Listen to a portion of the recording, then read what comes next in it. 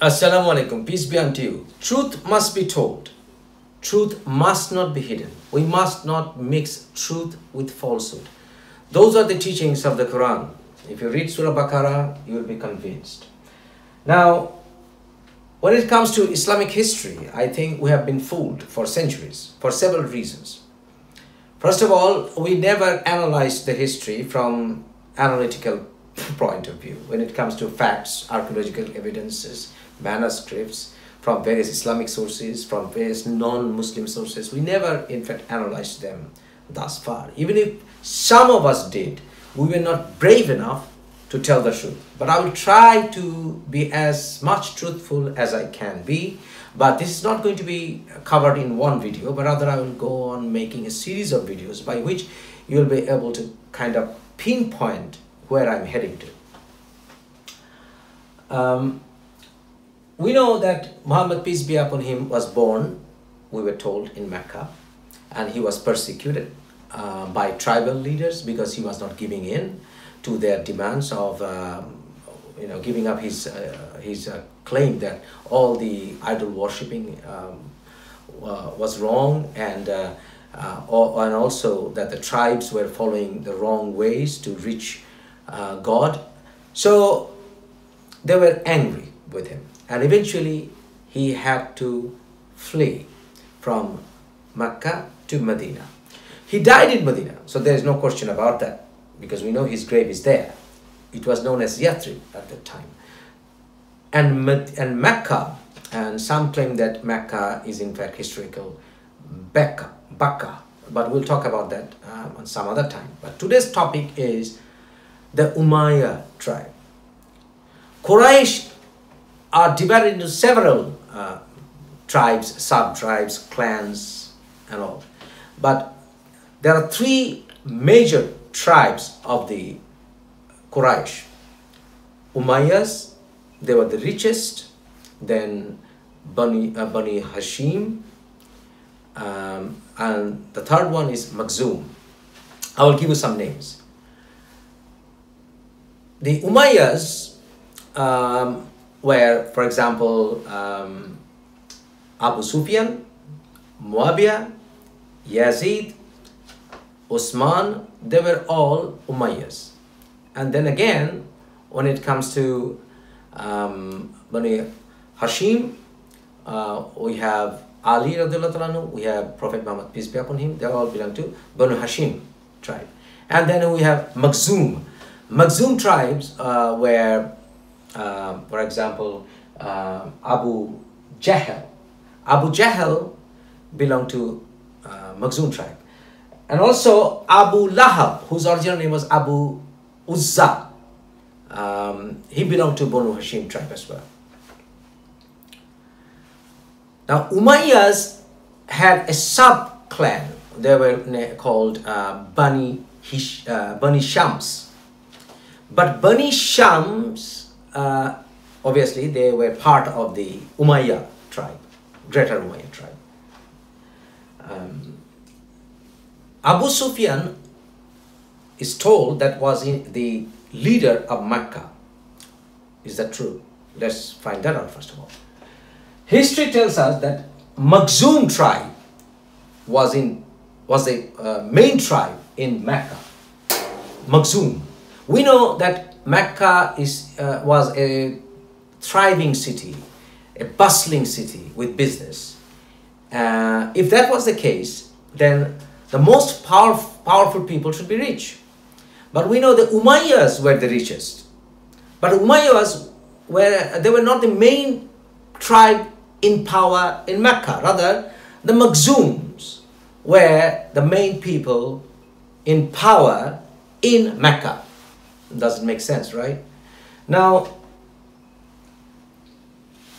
one of the leaders, as I told you, one of the main leaders of the Makhzum tribe was Abu Jahl. His name has never been mentioned in Quran. We can't find that name, Abu Jahl. There's no mention of Abu Jahl, but he should have been the main man. Then there is another leader, the main leader was Hisham, not Hashim. Hisham. He was the main man of The Makhzum tribe, I don't see any serious reference that I can put like this. This is talking about Makhzum. No, no. So always the Quran talks about people who were persecuting Muhammad. They were mainly belonging to the Umayyads for family. For example, Abu Sufyan's family, like Hammam Latal Watab, who was a sister of Abu Sufyan. And we also know names like Abu Lahab, who was Muhammad's father's half-brother. And he belonged to Bani Hashim. So we are sure that some of the leaders of his own tribe and Umayyads were persecuting Muhammad. There's no doubt about that. But the question comes, where were they living? Abu Lahab's name suggests that his original name was Abu Uzza. Uzza was mainly being worshipped in Sham area, present day Jordan, Petra, Lebanon, Syria, Palestine, around that area. So this area belonged to the Sham. It was known as the Sham area, and it was rich area. Christians were mainly in power here. Eastern Orthodox Church were the main Christians in Sham area, although Byzantine Romans were in power. They were in power in this region. The Kalbi Christians were other group of Christians who lived not too far from the Sham area. Here, they were Bedouins. They were also Christians, the Kalbis. When there was a battle between Muslims from Medina and Meccan people, in 624, Abu Zahl died. Abu Zahl died in the Battle of Badr. It's 624, Battle of Badr. Battle of Badr. The Badr area is in between Mecca and Medina, somewhere here, southwest of Yathrib or Medina. Abu Zahl died. Many of the Makhzum people converted to Islam. One of them was Khalid bin Walid, a very powerful young man who later on became one of the valiant commanders of Islamic army after the death of Muhammad under the rule of first Caliph Abu Bakr. So obviously Makhzum, who were once in power of Mecca, had no de facto leader for a while in Mecca. So the de jure authority for tribal allegiance and all that, seniority and everything, they had to give in to Abu Sufyan, who was, as I said, of the Bani Hisham sub-tribe of the Umayyad tribe. So if he was so powerful, how come we don't see Abu Sufyan defending Mecca with Umayyad tribe? He didn't do it. He didn't defend Mecca with his Umayyad tribe, with the help of his Umayyad tribe, because Umayyads were always the richest. So how come they were rich when Mecca was under the authority of Makhzum, and we know Mecca was allegedly a rich area, business hub, but Umayyads didn't fight for Mecca. Rather, before that, in Uhud, Abu Sufyan, his wife Hind, and others, in fact, defeated the Muslim army. How come they became so powerless when Makhzums were mainly converting to Islam? It doesn't make sense. It's complicated, but I hope that you will give the time to understand. You can keep on rewinding this video.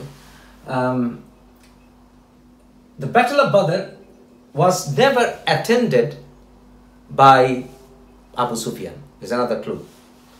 and it was in between Makkah and Medina, southwest of Medina. But Battle of Uhud, it took place northeast of Medina, northeast. So how come fighters from Mecca went all the way up and then came down to fight Muslims in Medina? Rather, I believe that the Umayyads came from north Sham area and came down and met Muslims in Uhud area to fight. They didn't have to go down. Why would they go down? So they had fought here. So that's another clue. We know that after Mecca fell to Muslims, and Surah 48 makes it, gives you a sense that the Meccans had to kind of give in to Muslims' authority, power, and might. If you read the initial verses of Surah 48, forget about hadith. So again, after the conquest of Mecca, many from all tribes converted to Islam because of fear or love or whatever.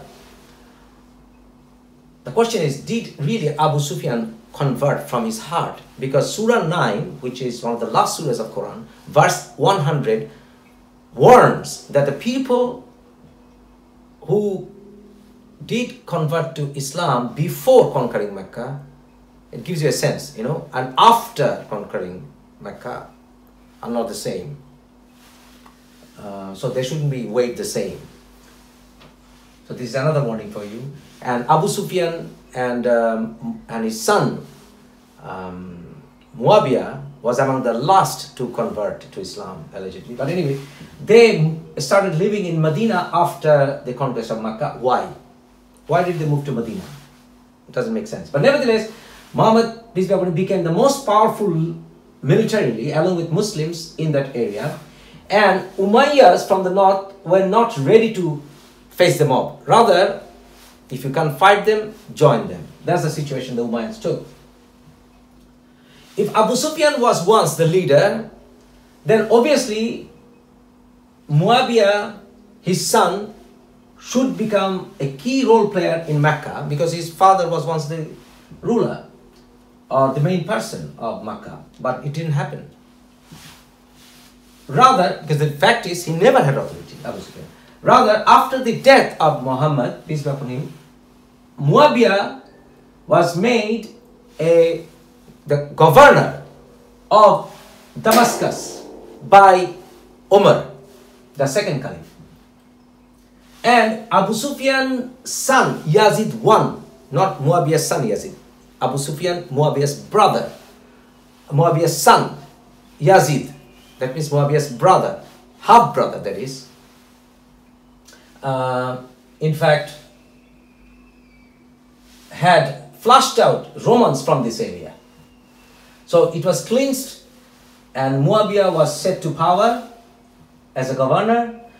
But before Muawiyah was set to power as governor, Muawiyah's half-brother Yazid died. Another great companion of the Prophet, Muhammad peace upon him, another great valiant commander of Islam, Abu Ubaidah ibn Zarrah, he died. They all died from the plague of Amwaz in 639. But nevertheless, Abu Sufyan had requested Umar that put my son in power in Damascus. I don't know how a father should do that when he was leader once of Mecca, which is safe from plague. But anyway, he was set to power, and Muawiyah was also married to a Kalbi Christian Bedouin woman. His father-in-law was a valiant Christian Eastern Orthodox leader, a commander who never converted to Islam. And the Christian Orthodox sort of Pope Sojourn, and later on his son John, they all showed great love and respect to Muawiyah and his son Yazid. Yazid was partying with John, the Christian leader, who was made the treasurer of the Sham area. Why? How does it make sense? How does it go with Islamic jurisprudence? Nevertheless, then we know that Yazid was partying, having alcohol and everything. And then also, Muawiyah was there in authority as an Amir later on, and then as a Caliph for 39 years. He didn't build a single mosque. And his son Yazid was in power for 3 years, didn't build a single mosque. Why? When there were, where did all these Muslims come from? Thousands of Muslims to a plague-prone area. Why? All these Umayyads migrated from here to here. What about, there were never many Umayyads here anyway. So how come, we can think that Abu Sufyan was ever in authority in here, other than, like I said, Tijur, later on after the death of Abu Jahl. Because no matter what, all the tribes were initially against Muhammad anyway. So they, your enemy and my enemy are the same, so we are friends.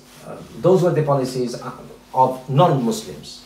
But anyway, so Abu Sufyan was from here. His whole family was from here. He had connections from here, Kalbis and all. And Muawiyah's father-in-law was a Christian commander, and he never converted to Islam. Muawiyah had given his son Yazid to his Christian in-laws to be brought up. Doesn't make sense. And again, Yazid and Muawiyah never built mosques, as I told you.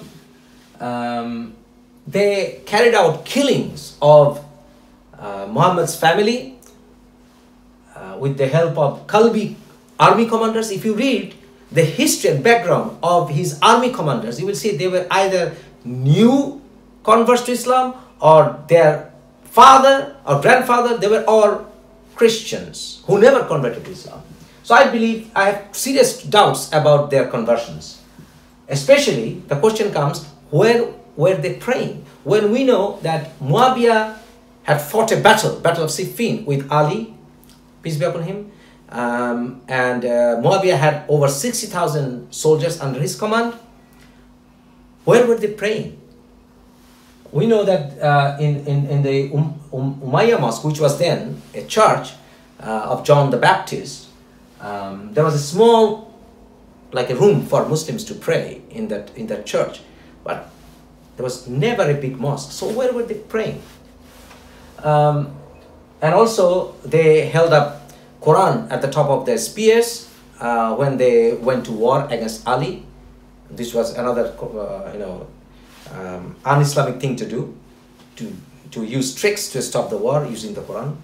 So all this behavior, and also Yazid, the son of Muawiyah, he carried out the Battle of Hara, massacring the greatest of companions of Muhammad, raping many Muslim women, stopping prayers in Medina Mosque, attacked Kaaba.